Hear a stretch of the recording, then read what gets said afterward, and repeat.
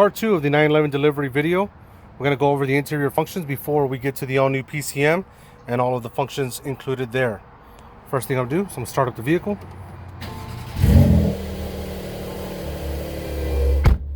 I apologize for the lighting. I'm going to move us out a little bit better lighting than what I have here in the shade. Bear with me.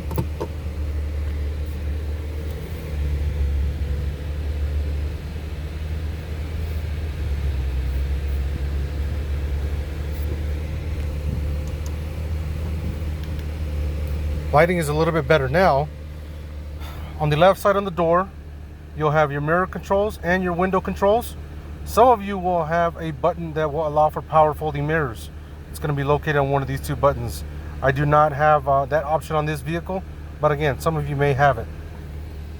You will see the memory package on the door. That is strictly for ergonomic settings. Seats, steering wheel, and mirror position. You have three different selections you could choose from.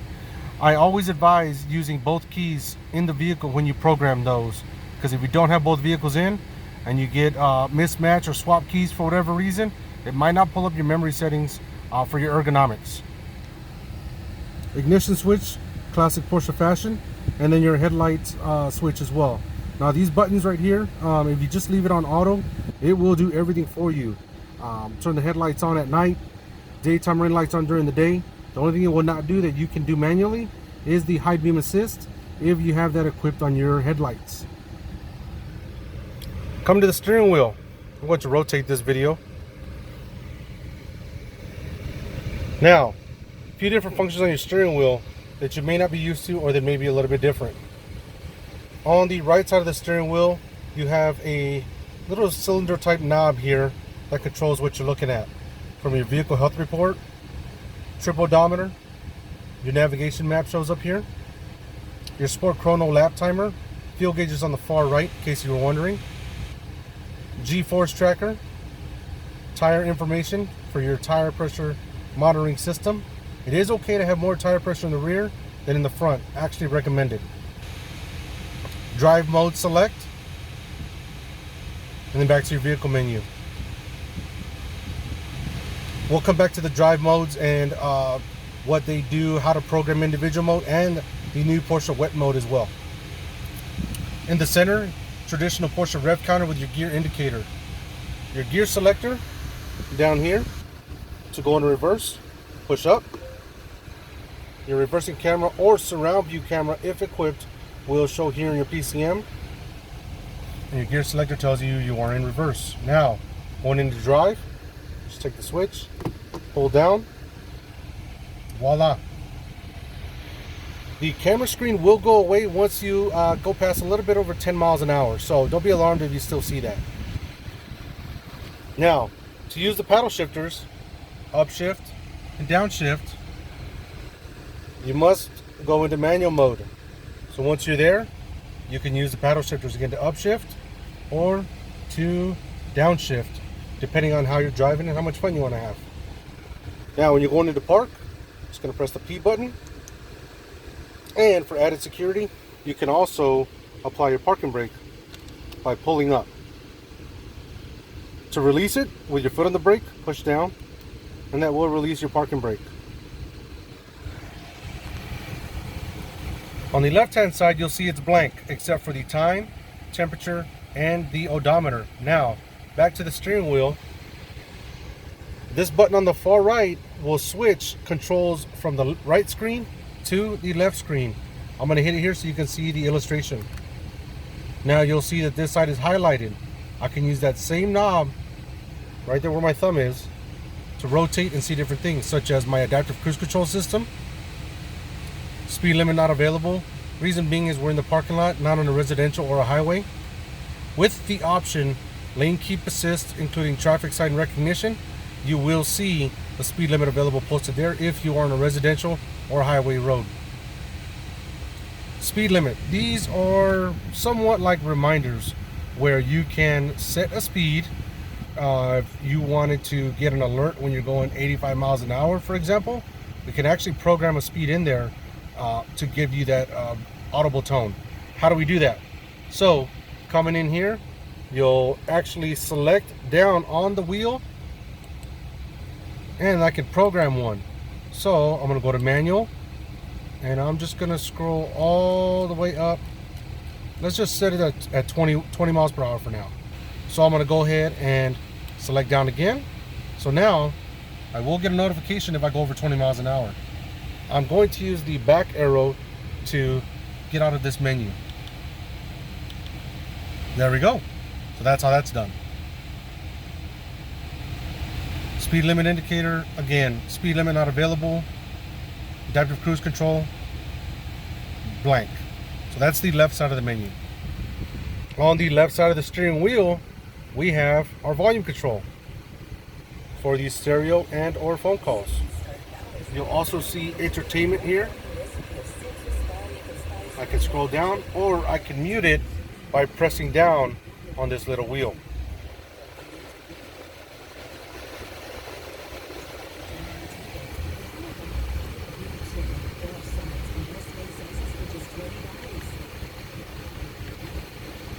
The button right here that I'm pressing will change your station and or track depending on what you're listening to, from presets to just a list, again, or different tracks if I'm streaming music via my phone.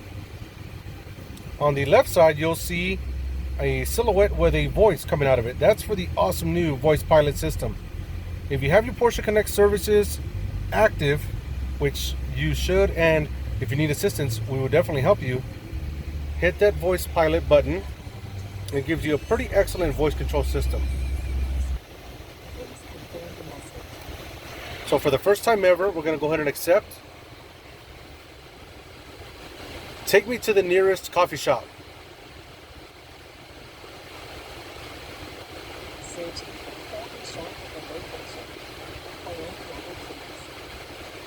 Two.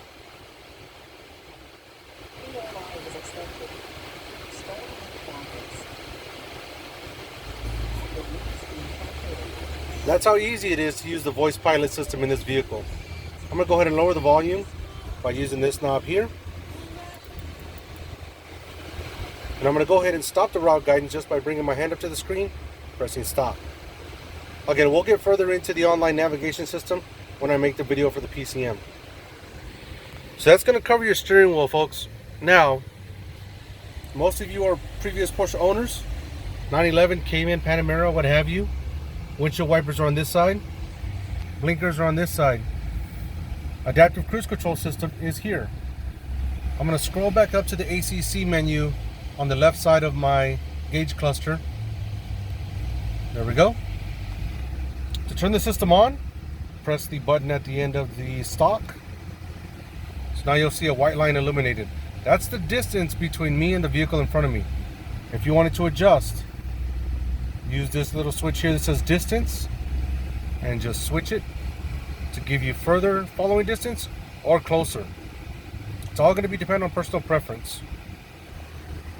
Now, when you want to set a speed, all you're going to do is take that switch as you're driving, push it forward. To reduce speed, you'll pull back. To cancel, down. And to resume a speed that was already set, up. Now, with the adaptive cruise control system, you cannot use a regular cruise control. It is adaptive, so that's a system that it will be used. Something to get used to. Again, if you have any questions, I'm more than happy to help. Now, rotating this video again. We've gone over our mode selects, our drive, park, manual mode. We've got our sunroof controls. This vehicle is equipped with the metal sunroof. Some of you will have cabs. Some of you will have a glass sunroof. All the controls are right down here. We have ventilated and heated seats on both sides on this specific model. And then we went over the emergency parking brake functions as well. Here we have our volume on the left. On the right, that knob will control functions in the PCM, such as scrolling through looking for radio stations, the contacts in your phone, so on and so forth. Climate controls in the middle, from temperature on both sides, and fan speed. You do have dual zone climate control, so feel free to take advantage of that. AC max is self-explanatory, and auto will automatically adjust air temperature and fan speed depending on climate outside. Front and rear defroster will be here as well. As part of the PCM video that I'm going to make, we're going to get into the buttons that are on your dashboard. All right, so we will get into that shortly. Last but not least, for the interior part of it, mode select switch. Pretty cool. So here, as you want to go into sport mode, sport plus, so on and so forth, you switch that drive mode. So now it takes us to sport. If your vehicle is equipped with a sport exhaust, which this one is, it will automatically turn that on. Sport plus, the most aggressive setting that you can have, also turns on your sport chassis, giving it a stiffer ride. We will come to individual mode once we get into the PCM, because that's where you program it. Porsche wet mode. A lot of people wonder what that is. So there are sensors inside the wheel well that will detect standing water and or rain, light rain when it begins. Now, the vehicle will not go into wet mode automatically. It will prompt you.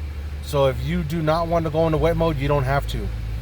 What wet mode is going to do, it's going to sort of retard the engine, give you less power down to the wheels, and also adjust the way the PDK shifts to not put too much power down.